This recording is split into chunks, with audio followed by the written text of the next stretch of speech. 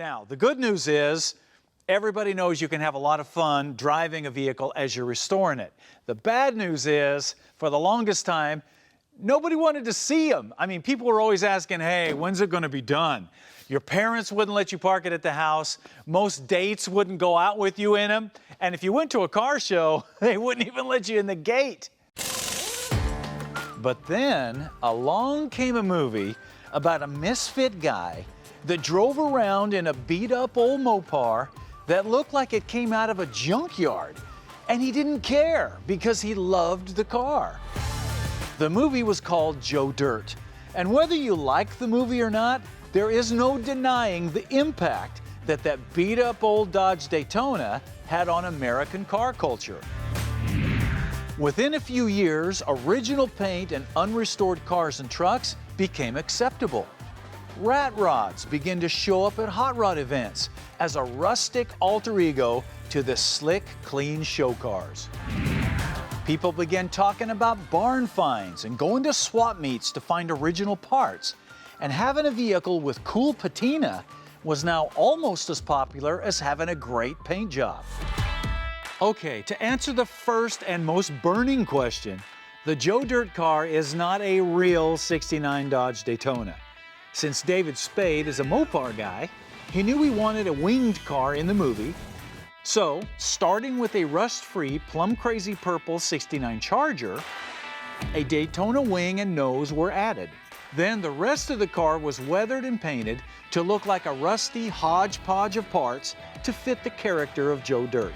The white interior was gutted and then filled with every cheap aftermarket trinket that was ever available, from the mismatched fake fur seat covers to the chain steering wheel and the barefoot gas pedal. Under the hood, the Charger 440 engine provided plenty of power. Obviously, it was nothing fancy, but the shock it sent through the car world was immediate as people tried to wrap their head around the concept of driving a car like this instead of restoring it. Some people loved it, some people hated it, but everybody got a chuckle out of it. The first time I saw Joe Dirt had to be around 2002. You know, it was on in late afternoon, and it's just flipped through channels, and I hear Hemi, you know, and it's like, wait, come on now. And so I come over and I just start watching this, and I just remember after watching this movie, I'm like, this is awesome. All he wants is, he's got a Mopar and Hemis and convertible in the Daytona. I'm like, and I'm obviously a huge Mopar guy. And we got the DVD, and I've had it in my truck with the kids growing up. My kids know every line of the movie. They've probably seen it 100 times. So Joe Dirt just became a way of life, and you know, we ended up getting Joe Dirt license plates. You know, my handle's always been J. Dierte, and it's been a wild ride. After the movie, the car went to a collector overseas and disappeared for a while, but it never fell off the radar of Joe Dirt fans like Jeff and Troy. My buddy Dalton from Mopar's 5150 calls me up in the middle of the day. I'm like, what's up? He's like, dude, your car's up. I'm like, what are you talking about? He goes, your car, the Joe Dirt car, is going to be at Barrett-Jackson in West Palm Springs next weekend. You got to go buy this. So when they saw that the car was coming up for sale at Barrett-Jackson, they teamed up to see if they could bring the car home. I don't think 225 is going to buy this, do you? And he's like, probably not. And I said, why don't we just go in halves and we'll just buy the damn car. We'll just make it happen. And he's like, well, I've never bought a car with somebody before, but you know, I know how bad you want this Joe Dirt car, and I know how bad I want it. But you know, I'm not going to want to spend, you know, $300,000-400,000 out of pocket on this. And I'm like, well, let's pull our money together and buy it. The result was one of the most memorable moments in Barrett-Jackson history. It sold.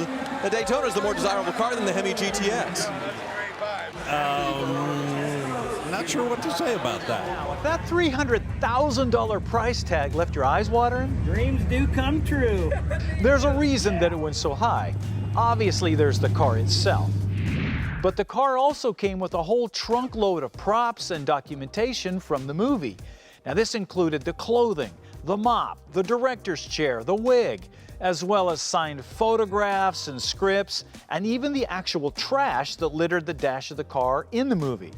This is the kind of stuff that you want if you're investing in a collectible car, because all of this adds value and pedigree. But now comes the big dilemma that you face with any kind of collector car. What do you do with it? I mean, you can't really drive it very much. You can't modify it to make it perform better. You can't alter the way it looks in any way, and you better not wreck it, even if it's the Joe Dirt car. Well, fortunately, Jeff had a plan to get around this from the very beginning. You know, this thing has no interior in it. I mean, it is a movie car. It is irreplaceable. There's only one. You know, if somebody runs a red light or something happens and somebody steals it or whatever, you know, you can't replace it. So, once again, working with Troy at Mopar's 5150, Jeff located a real 1970 Superbird in need of restoration. Then, in true Joe Dirt fashion, instead of doing a high-dollar original restoration like everyone expected, he did a high-dollar replica restoration to make the Superbird look as close to the original Dirt Daytona as possible. Because I will drive this all the time. This summer's coming. I mean, got air conditioning, we got vintage air in this, we got Willwood brakes, new motor. We're gonna drive this thing all the time. Now, if you think the Superbird is just randomly hacked together with some spray bombs, you need to look a little closer. Just like the original movie car started out nice, and then each panel was hand-weathered and aged to have the right look, Jeff called up Scott at Underground Art Studios in Cedar Rapids to have him reproduce each panel on the car. You know, the first 2 weeks was just getting the colors, you know, because you got to remember, you're not just going to the paint. I need Joe Dirt blue and Joe Dirt yellow. He had to mix all the paint to match. Then he had to make test panels and start working on rust, what color the rust is. So whereas all the prep work usually on a restoration is body work and getting it smooth, all the prep work on this was getting the right colors. Special aging techniques were used to simulate paint cracks on the doors. Concrete dust was sprinkled on wet paint to simulate runs. Even fake rust was created on seams and edges that looks and feels just like rusty metal. If you compare the cars panel to panel, you'll see that they are virtually mirror images of each other, with each panel becoming its own work of art. This kind of work is not easy, and it is not cheap.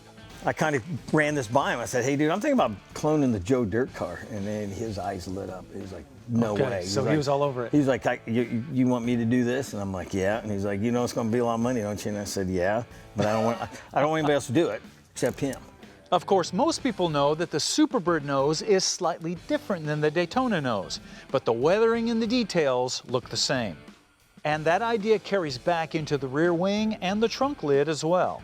What's crazy is you got a lot of stuff like this trunk, you know, this trunk's 6 inches longer than the other one. Yeah. So he had to, okay, here's what this one looks like, but he's got to, you know, imagine how would, you know, to make it look like a copy, but keep the same theme. Now inside the cars, the interiors look identical at first glance, with the fuzzy seat covers, the chain steering wheel, and the barefoot gas pedal.